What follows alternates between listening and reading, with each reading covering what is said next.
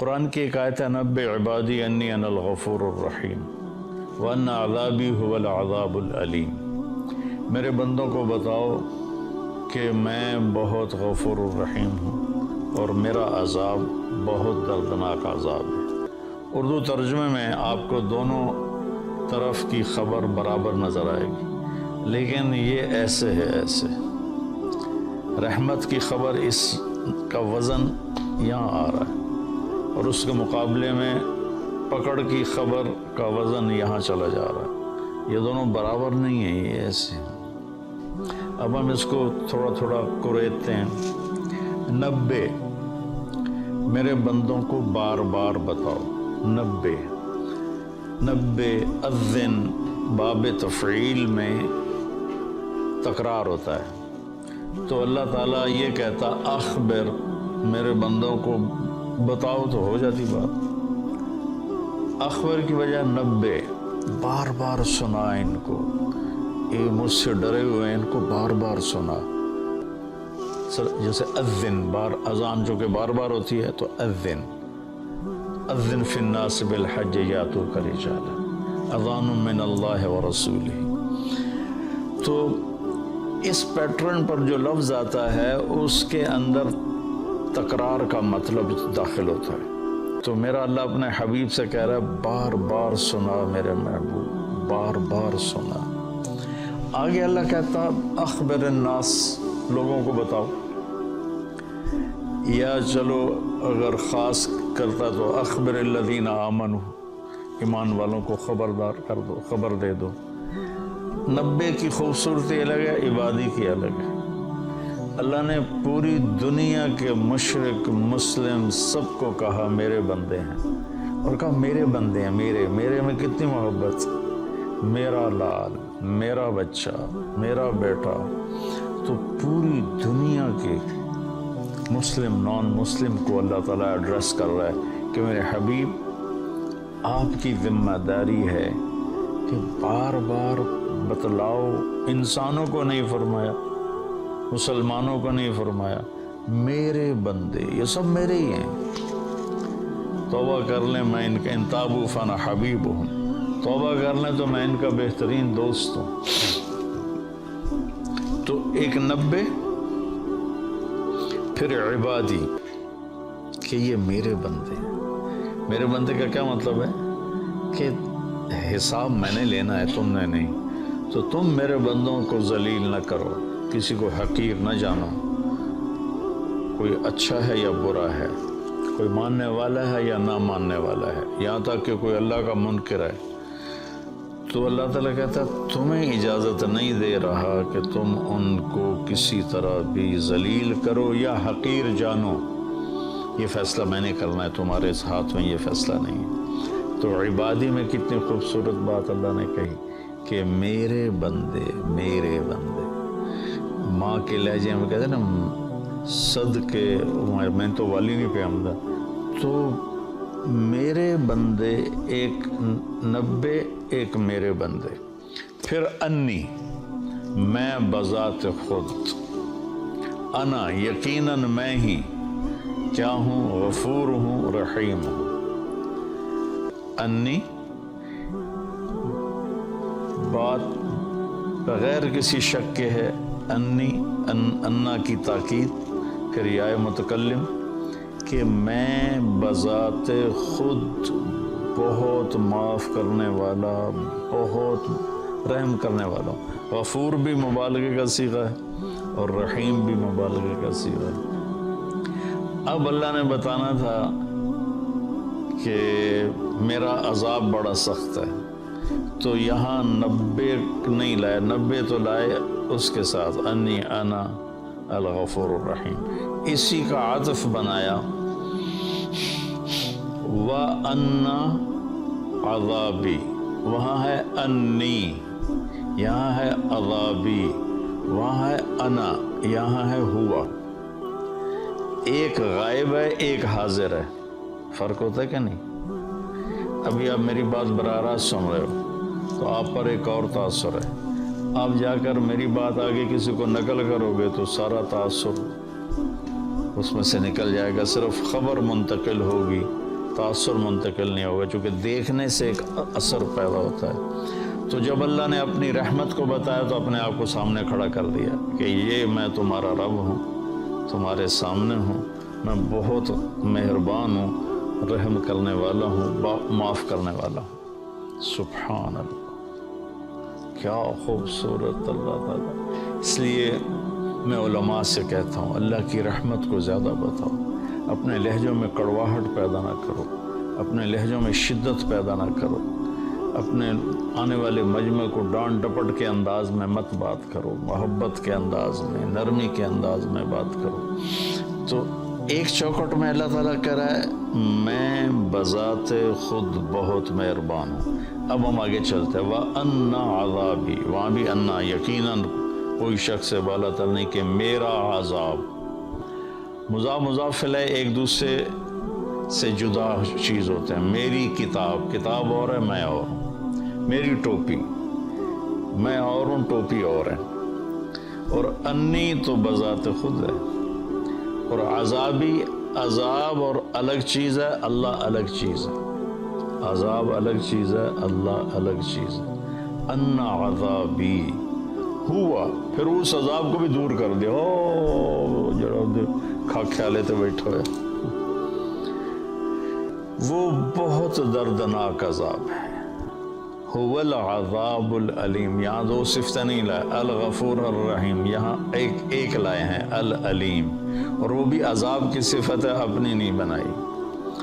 تو اللہ تعالیٰ معاف کرنے کے عنوان کو قرآن میں زیادہ طاقت سے بولتا ہے، اور پکڑنا بھی ہے۔ اس نے آخر شمر اور حسین کا فیصلہ نہیں کرنا، اس تو پکڑ بھی ہے اس کی، فرعون اور موسیٰ کے درمیان فیصلہ نہیں کرنا اس تو پکڑ بھی ہے، لیکن پکڑ کو اللہ اتنی شدت سے نہیں بتاتا جتنی طاقت سے اللہ اپنی رحمت کو بتاتا ہے۔ تو میرے بندوں کو بتاؤ، بار بار بتاؤ کہ میں بذات خود تمہارے سامنے کہہ رہا ہوں کہ میں بڑا مہربان ہوں۔ اور پھر ہاں وہ جو میرا عذاب ہے نا، وہ جو میرا عذاب ہے، او تو لمبے تو پار ٹپا چھڑے، وہ جو میرا عذاب ہے نا، وہ بڑا دردناک عذاب ہے۔ سبحان اللہ، سوچو، خوشخبریاں سناؤ، اللہ کی رحمت سے لوگوں کو قریب کرو۔ ایک ٹی وی کے ایکٹر تھے بڑے پرانے، تو وہ مجھے ملنے آئے، کہنے لگے میں آپ سے اس لیے ملنے آیا ہوں کہ آپ اللہ سے ڈراتے نہیں، آپ اللہ سے ملاتے ہیں۔ کہ میں مولویوں سے نہیں ملتا ہوں، لیکن آپ سے ملنے آیا ہوں کہ آپ اللہ سے ڈراتے نہیں ہو، آپ اللہ سے ملاتے ہو، آپ اللہ کی طرف بلاتے ہو۔ کتنے راستے میں لوگ ملتے ہیں، جہاز میں، پھر یہ آپ کے بیان سن کے بخشش کی امید لگ گئی، ورنہ ہم تو سوچ رہے تھے کہ ساڑھی بخشش کوئی نہیں، بخشش کی امید لگ گئی، جنت کی آس لگ گئی۔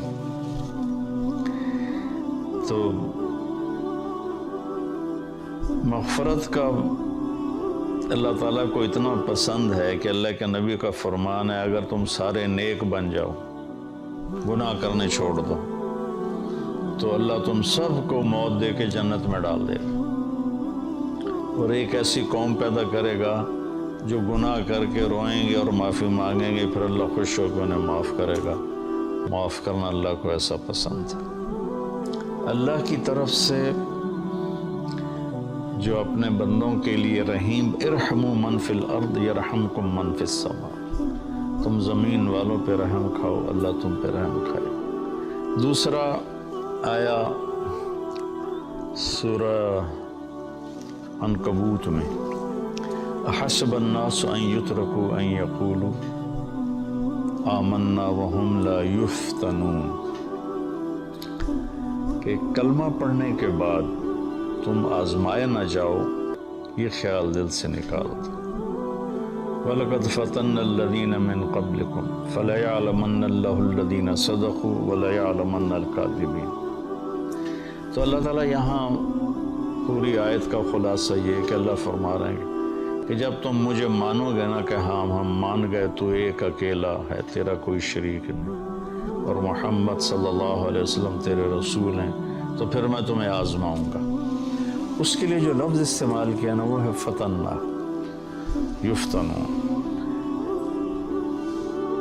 فتن کہتے ہیں سونا پگھلانا، فتان عربی میں سنار کو کہتے ہیں، گولڈ سمتھ جس کو ہم انگریزی میں کہتے ہیں، سنار کو عربی میں فتان کہتے ہیں، سونا کو پگھلانے والا۔ بعض چیزوں کی میل کچیل دور ہو جاتی ہے پانی سے، پیٹرول سے صاف ہو جاتی ہے۔ بعض چیزیں ایسی ہوتی ہیں جن کے میل اندر گھسی ہوتی ہے، وہاں پانی نہیں پہنچتا، پیٹرول نہیں پہنچتا، اس کو پھر پگھلانا پڑتا ہے۔ جو دھاتوں کے اندر میل ہے وہ پانی سے نہیں دھلتی۔ لوہے میں اندر زنگ پھنسا ہوا ہے، سونے میں کھوٹ۔ میں نے ایک دفعہ پورا پروسیس دیکھا تھا سنار کے پاس بیٹھ کر کہ اس نے سونے کی ٹکی کو پگھلایا، پھر اس میں سے کھوٹ کو الگ کیا، خالص کو الگ کیا، یہ سارا میری آنکھوں دیکھا ہے۔